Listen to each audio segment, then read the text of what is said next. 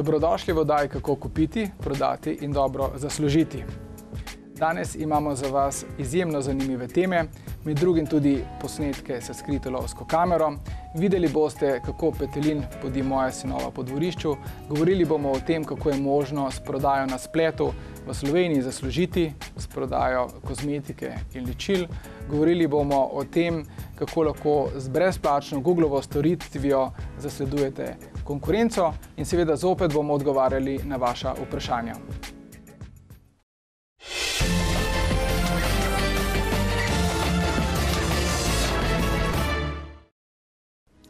Za vas imam danes pripravljen lep in zelo zanimiv posnetek, ampak preden vam ga pokažem, naj vam povem, kako je do tega prišlo. Mi imamo eno kmetijo ob Kolpi v Slavskem Lazu pri Fari in jaz sem vedel, da je tam veliko živali divjih, ampak vedel sem tudi, da je medved, da so divje svinje, srne, jeleni in tako naprej. Tudi kakšno žival sem videl, ampak nisem pa vedel točno, koliko jih je, kako pogosto prihajajo tja. In potem sem si nabavil lovsko kamero. In ta kamera deluje tako, da začne snemati takrat, ko zazna kakšno gibanje. No in postavil sem kamero v naš sadovnjak in poglejte recimo en posnetek, kaj smo v sadovnjaku odkrili. Videli boste družino divjih svinj, tudi med sabo se malo prepirajo, lepo se imajo. Ampak to je samo eden od posnetkov. Na posnetkih imam tudi medveda, imam jelena, imam lisico, kuno, jazbeca in druge divje živali. Zdaj pa zakaj vam kažem te posnetke oziroma kakšno zvezo ima to z marketingom in s prodajo?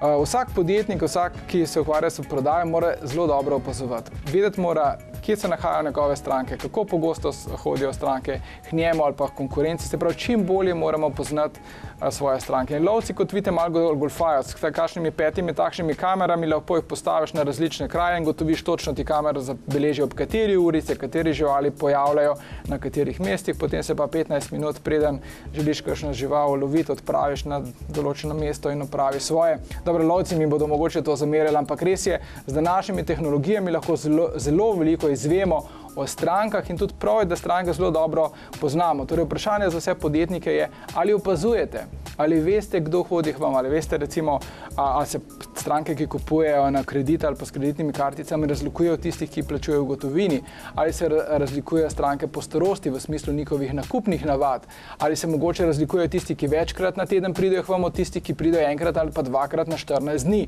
Torej, ali se razlikujejo tisti, ki kupujejo za večje vsote, od tistih, ki kupujejo za manjše vsote.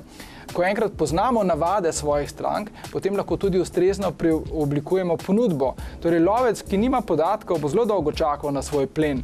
Lovec, ki pa natančno ve, kdo se giblje v njegovem rajonu in kdaj, bo stranko, če zdaj govorimo o stranko, lažje ujel in tudi drugače moramo povedati, bo stranki lažje pomagal, ker vsi, ki se ukvarjamo s prodajo, v resnici pomagamo strankam, zato ker imamo izdelke in storitve, ki so strankam v pomoč. Opazujte, postavite si svoje kamere, odprite oči, spoznajte čim bolje vaše stranke.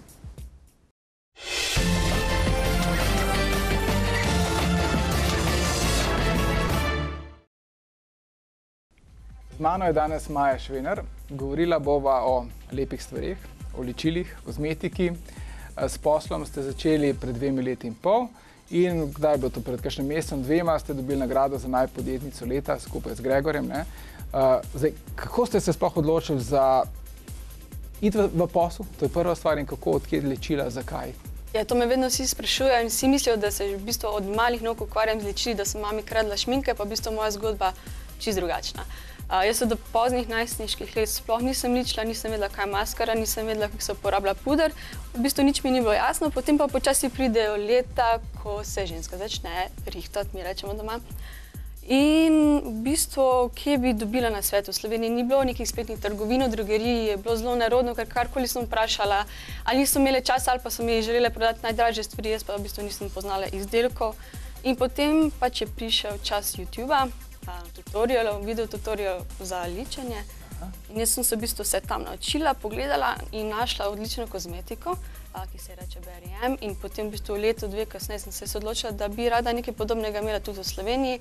Torej, da sem ženskam, ki se ne znajo naličiti oziroma ki pogrešajo neko ogromno izbiro ličil, da vse to jaz pripeljem, ustvarim neko spletno trgovino in v bistvu čisto spontano se to Se pravi, lahko rečeva, da je tako kot mnogi posli svetovni, so nastali iz potrebe. Iz tega, ko človek sam vidi, da je potreba oziroma ne po nekem izdelku, storitvi, želja, ugotovili ste, da tega ni in to zadeva naredili. Kdo pa so zdaj v glavnem kupci? Pa še nekaj bi vprašal.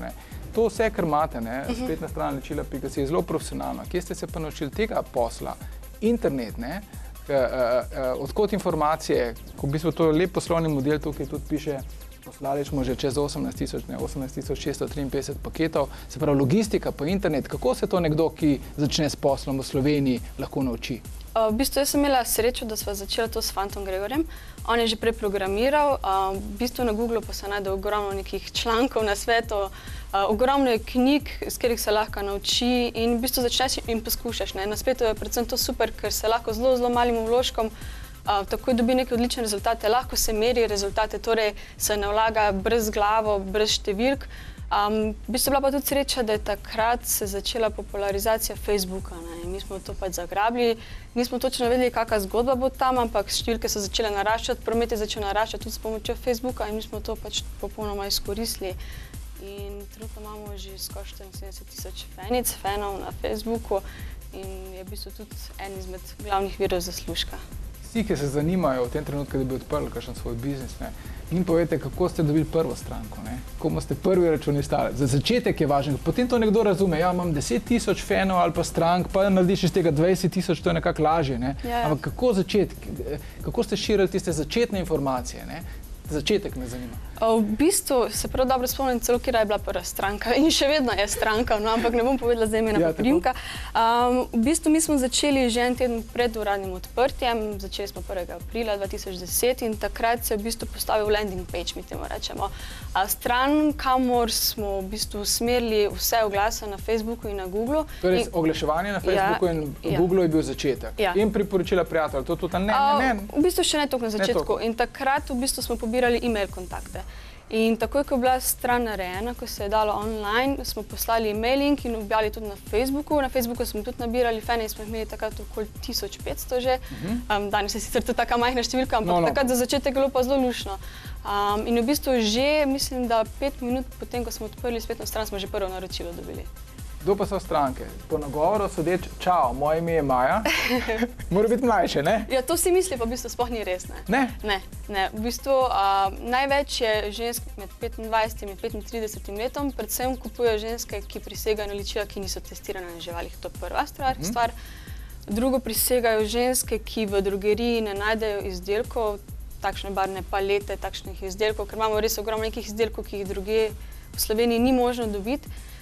Tretje stranke so predvsem tudi ženske, ki se ne znajo naličiti, pa nas najde na svete, pa mi pomagamo, seveda brezplačno in potem tudi svetujemo in si lahko potem z našo pomočjo tudi naročijo prve izdelke. Malo kontradiktorno to zveni za nekoga, da je na spletu lahko storitev na nek način boljša. Jaz bi se predstavljal, da greš nekam v klasično trgovino kupiti ličila, tam ti bodo pa povedali, pa pokazali, pa demonstrirali, kako pa kaj je, ali pa ne vem, ti dal kakšen bon za vizažista ali karkoli, ampak očitno se da to prek spleta in radi kupujejo ljudje prek spleta, ženske. Ja, vse bolj se mi zdi. Predvsem pa ravno to čao Maja, da se približaš stranki. Zdaj, če bi bila jaz uradna, nedosegljiva oseba na drugi strani, ja bi vedeli, kdo sploh zadaj stoji in ne verjamem, da bi moče biti tako uspešno, vsaj na tej ravni. Se pravi, del blagovne znamke je tudi Maja in ta kontakt s strankami veliko pomeni. Verjetno je treba na tem delati ves čas. Sigurno, meni je to edino naravno, zato mogoče se jaz niti ne sprašujem, če to potrebno ali ni, ampak je. Kako pogosto je pa potrebno komunicirati s strankami? Vse skozi. Vse skozi. Na Facebooku, koliko objav na dan ali na teden? Zato, ker mene tudi pogosto to ljudje sprašujejo, mi imamo isti odgovor. Čim bolj pogosto, če imaš kaj pametnega zapovedati, ampak izdajte mogoče par kdo delate novičke, kakšne so, kako pogosto? V bistvu delam jaz na Facebook. Jaz pravim, na Facebooku se lahko res objavi kakor zanimivih informacij. Zdaj, če je to ena objava na dan, super, če so tudi 3 ali pa 4, je tudi super. V bistvu vse skozi se mora tudi spremljati. Če številka nakazuje na to, da to deluje, zakaj ne bi to še naprej peljali? Če vidimo, da to ni to, pač spremenimo in potem spremljamo. Jaz vedno pravim, težko dati točno določen recept, ker vsak biznis je čisto drugačen. Kaj pa sama logistika, pošiljanje in to, kako ste pa to izpeljali? Mar še koga začne glavo boleti, ko to si zamisli? Mene tudi. V bistvu, mi smo dobavitelji za vse izdelke, ki jih imamo, to pomeni, da moramo tudi naprej kupovati robo. Se pravi, imate zalogo, ne? Zaloga. To je tisto, kar podjetniki nočemo imeti. Zaposlenih pa zaloge najboljše ne imeti, ampak ne gre, ne? Točno, tam pa rabimo in zaposlene in zalogo, da gremo naprej, ne? Predvsem to, ker pač vse, kar se naroči do 5 ure popoldne, se še si dan v pošten in naslednji dan pri stranki, ne? Torej, potrebna je kar ogromna zaloga, ne? Pač potrebno je optimizirati čim bolj, torej, da vidimo izdelke, ki mogoče niso toliko popularni, da se jih odstrani, zamenja z novimi stvari, ki se bolj prodajajo, se jih več kupi vnaprej. V končni fazi so tukaj tudi akcije, ne? Da lahko tudi zalogo malenkost počistimo, če kdaj kaj zašteka. Drugače pa ja, prav to je mogoče en mini problem, ali pa prednost pri nas, da smo nek hibrid med spletno trgovino in dobaviteljem, torej tudi vse izdelke uvažamo, ne? Ampak to v končni fazi pomeni tudi, da lahko zagotovimo boljše cene in za stranke in v končni fazi za nas. Jaz podjetnikom pogosto svetujem, da je ves čas treba spremljati stranke, podatke o strankah. Kaj vi vse sledite, ne? Ker internet je tukaj ima prednost. Vi v vsaki stranki veste veliko frekvenco nakupov, količino, za koliko denarja kupuje, kaj kupuje. Prilagajate osebna sporočila tem strankam. Kako se ukvarjate s strankami? Ali je približno za vse enako? V bistvu ni za vse enako, ampak se bomo pa še dosti bolj lotili segmentacije, torej da se bo točno videlo, kaj je katera stranka kupila in da jim ponudimo tudi to, recimo, ker se mi zdi brezsmiselno ponuditi stranki nek lak za nohte, če pa nje to sploh ne zanima ali pa če uporablja sam senčke, ne. Drugače pa predvsem spremljamo trende pri nas tukaj v spletni trgovini, kaj se kdaj najbolj prodaja. Recimo poletje je sezona za lake za nohte. Sigurno takrat bomo dosti večjo izbiro lakov imeli, iskali novosti na tem področju. Medtem ko recimo bolj, ko gre proti zimi, bolj so neka senčila. Pred novim letom se sigurno poišče čim več nekih darilnih paketov, da se ponudi, ne. Tako da se vse skozi spremlja, kaj pač najbolj se prodaja. Maja, o ličenju še pred nekaj leti niste imeli pojma, ne? No, ampak tukaj je poanta. Se pravi, vsak se lahko loti praktično vsega, če želi zbrati prave informacije in če se želi z nekim področjem ukvarjati, ne. Kaj je res treba narediti, da postaneš specialist na nekem področju? Pa koliko časa traja, če želiš? V bistvu, če motivacija lahko traja tudi par tednov, ne vem sicer do katere stopnje hoče kdo iti, ne. Ampak se mi zdi, da če sem jaz nekdo, ki nisem nikoli delala v internetnem marketingu, sploh v marketingu, ne, v bistvu študirala sem čisto druge stvari. Nikoli se nisem ničila, če lahko, ne vem, po 2 letih pa pol rečem, da že imam neke rezultate za sabo, se mi zdi, da lahko res vsak uspe v vsem, no. Sam pač interes mora biti tukaj. Jaz mislim, zgodbica je tudi zato dobra, ker ravno na področju, če pogledava kozmetike, ne, tudi jaz sem že v 90-ih letih s kozmetiko nekaj delal. Konkurenca je strašna, ne. Kdo bo rekel, ja, na katero področje ste se spustili, se tukaj je pa, so svetovne korporacije, so slovenske podjetja, ampak našli ste nišo, kako to, zakaj? Spet. V bistvu, se mi zdi, včasih manj, ko razmišljaš, lažje je, no. Se pravi, pri mladih podjetnikih pomaga entuziazem, pa to, da ne veš, da ne bo delal, ne? V bistvu mene res niti od začetka ni bilo strah, da to ne bi uspelo, ker je bil čist drug pristop. V končni fazi vse te velike korporacije so velike korporacije, da karkoli spremenijo, rabijo mesece, leta. Mi smo pa toliko mala ekipa, da lahko res hitro spremenimo stvari, čeprav vse večja kot firma, ne, vemo, da nastajajo določeni problemi. Ampak dejansko res smo še čist drug pristop, tudi čist neko drugo ponudbo smo dali, kot je do zdaj bila v Sloveniji in bili smo tudi med prvimi, ne. Facebook smo sploh med prvimi ta val ujeli in mi smo pač to izkoristili. Kratkoročni cilji, pa dolgoročni, boste kaj pogledali čez mejo? Gremo čez mejo, zdaj točno kdaj še ne bom napovedala, ker se mi zdi, da je fajn preurediti stvari, preden se to javno pove. Sicer so pa želje, vsaj mogoče v roku 2 let, da bi že bili v tujini, no. Ja, ker res to pogrešam pri slovenskih podjetnikih, običajno, vsi pa z mano na čelu, ne, zelo ozko gledamo. En tak luškan primer je bil, dali so podobno nalogo slovenskim podjetnikom, pa nizozemskim, mladim, ne. In nizozemci so v vseh nalogah za svet vzeli Evropo ali pa svet. Slovenci po glavnem Slovenijo, ne. Slovenija je tako mali trg, da se mi zdi, da če želiš še nekaj več ustvariti, moraš čim prej ven še iti, ne. Ja, drugače panoga bo pa ostala ali mogoče tudi tukaj razmišljate o kakšni širitvi oziroma če kdo potrebuje ličila, mogoče potrebuje še kaj drugega? Sigurno čim bolj širše zastaviti, čeprav je po eni strani fajn, da se koncentriraš na neko določeno stvar, ker si najboljši in tam narediš res vse najboljše, ne. Zdaj za tujino pač bolj ta beauty business, ne, kozmetika, nega za kožo in podobne stvari. Tukaj v Sloveniji pa sigurno še kakšna želja, še kako spletno trgovino odpreti, se mi zdi, še toliko nekih interesov tukaj v zadnji, ko me še zanimajo, da bi še lahko tukaj kaj več. Pa znanje imate, ne? Zdaj imate pa celo že znanje. Zdaj si celo upam reči, da ga že imam, ja. Maja, hvala, ker ste prišli v studio. Želimo veliko uspeha, tujina, biznis še naprej. Ne? Hvala še enkrat. Hvala vam.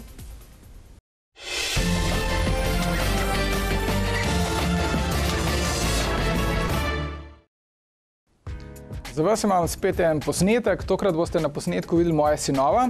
En je zdaj drugošolček, drugi gre v 5. razred. In kot boste videli, imate en tak zanimivo situacijo z našimi kokošmi oziroma s petelinom.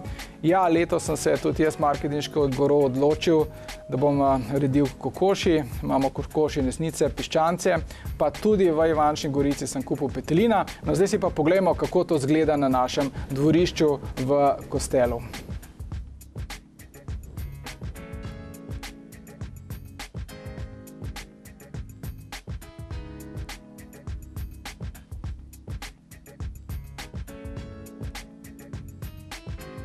Malo dražta petelina, fanta, ne?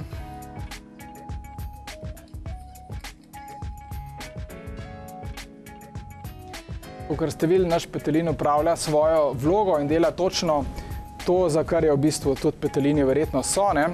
Torej, varuje kokoši, jih kliče, recimo, če najde kakšen priboljšek. Zdaj pa, ko se en novinc spusti na neko novo področje, jaz, ko sem bil majhen, sem videl pri stari mami kokoši, ampak je več pojma o reji kokoši pa nimam, nekaj svetujem. Na katerokoli področje se spravite, začnite s tem, da stopite v knjižnico in preberete čim več knjig z tega področja.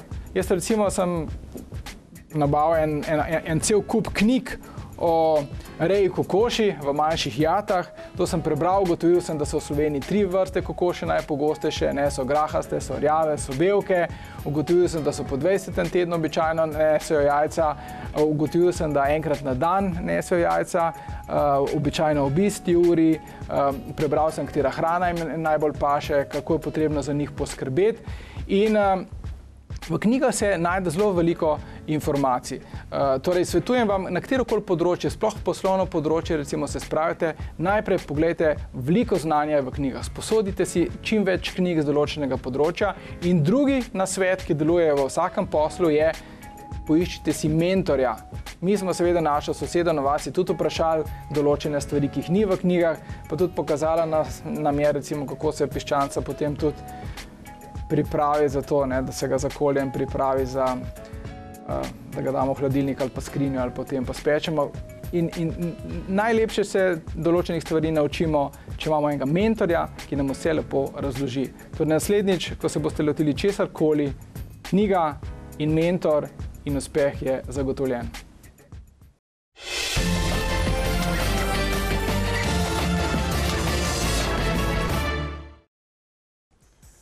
Danes imamo za vas pripravljen odgovor na 2 vprašanja gledalcev. Najprej Darko sprašuje, kaj narediti s strankami, ki prenehajo kupovati, ki ne kupujejo več.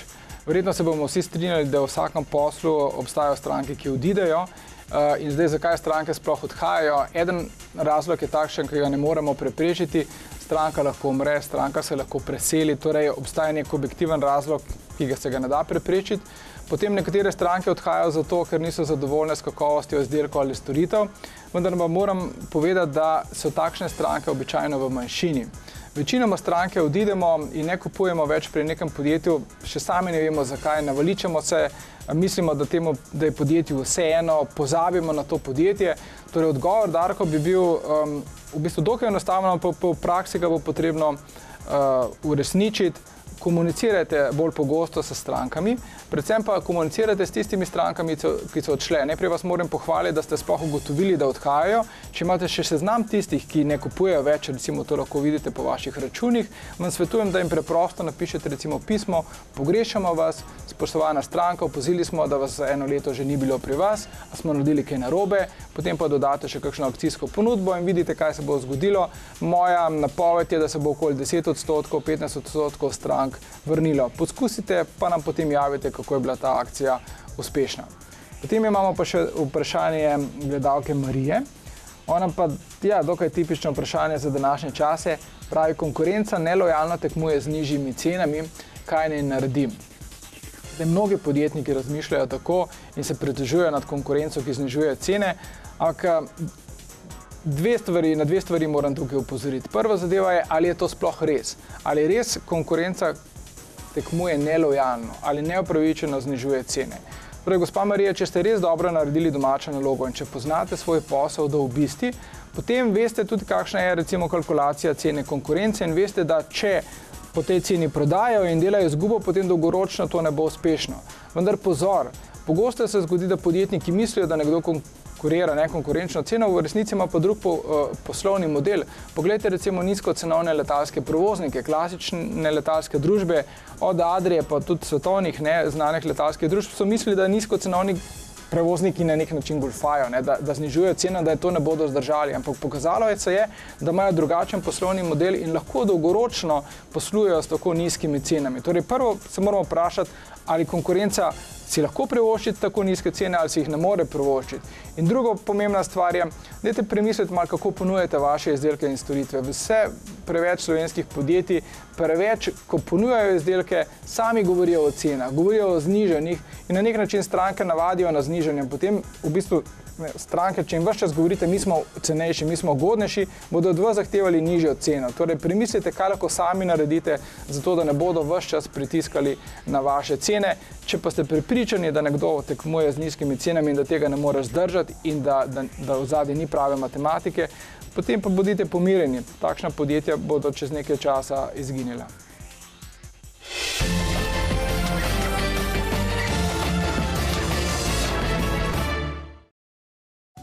Lepo zdrav, nahajamo se v vrtcu 5&5 v Novem mestu. Danes bomo govorili o enem zelo pomembnem marketinškem principu. Vsako podjetje se mora vprašati, koliko je novincev v njegovi panogi vsako leto. Recimo, če ste lastnik vrtca, potem veste, da v določenem kraju bo toliko in toliko otrok šlo vsako leto v vrtec. Malce zaradi števila rojstev to spreminja, ampak ne preveč. In veste tudi, koliko bo vsako leto otrok odšlo iz vrtca. Težko jih zadržimo v vrtcu, potem ko so enkrat dovolj stari, da gredo v osnovno šolo. In podobno je v drugih panogah. Tukaj lahko delimo panoge na dve veliki skupini. V eni skupini so panoge, kjer je veliko novincev, novih potencialnih strank vsako leto in panoga, kjer je teh novih potencialnih strank manj. Poglejmo dva primera. Najprej primer, kjer je veliko novih strank in tudi vse odidejo. Takšen primer bi bile recimo avtošole ali pa cel šolski sistem. V avtošolo greš enkrat in po možnosti nikoli več narediš vozniški izpit in potem te zavedno izgubijo. In v tej panogi ni nobene lojalnosti. Druga primer pa bi bila recimo prodaja cigarete. Relativno veliko Slovencev nažalost še vedno kadi in tudi mnogi mladi začenjajo kaditi, ampak teh novih kadilcev, novih strank je relativno malo glede na vse skupaj. In v tej panogi, recimo prodaja cigaret, se težko uveljavi nek novinec, zato ker stari kadilci so lojalni tistim svojim blagovnim znamkam, ki jih že ves čas kadijo, novinci se pa nekako prilagodijo in se tudi odločijo za stare znane uveljavljene blagovne znamke. Če pa prodajate recimo hiše, ljudje običajno enkrat, dvakrat največ v življenju gradimo hiše in takrat preučimo vse možne opcije. Torej, in imamo več možnosti, tudi če smo novinec na trgu. Vsekakor ena zadeva, ki jo mora vedeti vsak podjetnik, je naslednja. Koliko novih strank lahko pričakujete v naslednjem letu, v tem letu in koliko strank bo odšlo ali bo umrlo ali jih več zanima vaš izdelek in storitev. In ko poznate te dve številki, boste lažje prilagodili svojo prodajno in marketinško taktiko. Tako da naslednjič, ko boste šli mimo vrtca ali pa svojega otroka v vrtec, otroke imamo vsi radi, se vprašajte, koliko novincev v moji panogi, koliko novih strank lahko pričakujem, potem pa premislite, kaj boste naredili vi, če ste podjetnik, da boste pridobili stranke in da ne bo to naredil nekdo od vaše konkurence.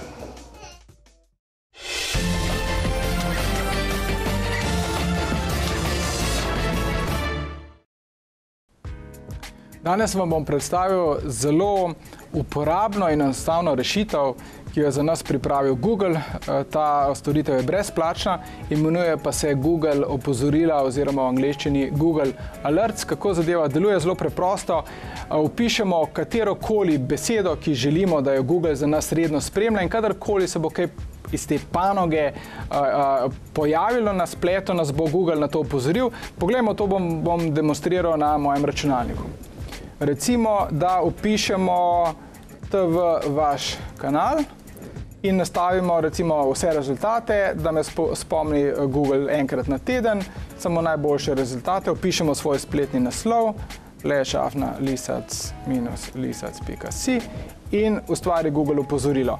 Kadarkoli se bo pojavilo kaj v zvezi s tem vaš kanal na spletu, me bo Google avtomatično o tem opozoril. Torej, če imate kakšno hobi, če imate kakšno osebo ali pa tudi sebe, če želite spremljati, kaj kdo mogoče o vas piše na spletu, bo Google namesto vas iskal avtomatsko. Torej, svetujem vam, da v Google opozorilih vpišete mogoče 5, 6, 10 iskalnih pojmov, ki jih najpogosteje iščete in Google vas bo enkrat na teden ali pa tudi vsak dan, če si to tako nastavite, opozoril na te iskalne pojme in bo iskal avtomatično namesto vas. Zelo prijetna, enostavna storitev, ki je tudi v poslu zelo uporabna, ker na ta način lahko recimo spremljate konkurenco ali pa spremljate vse, kar se dogaja v vaši panogi. Vsi pa v svoji panogi zelo dobro poznate iskalne pojme in tisto, kar se v vaši panogi najpogosteje išče.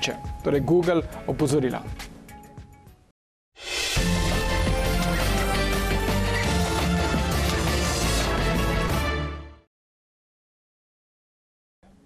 Hvala, ker ste bili danes z nami. Prepričan sem, da vam je bila oddaja všeč. Vabim pa vas, da si ponovitve te in drugih oddaj ogledate tudi na spletu.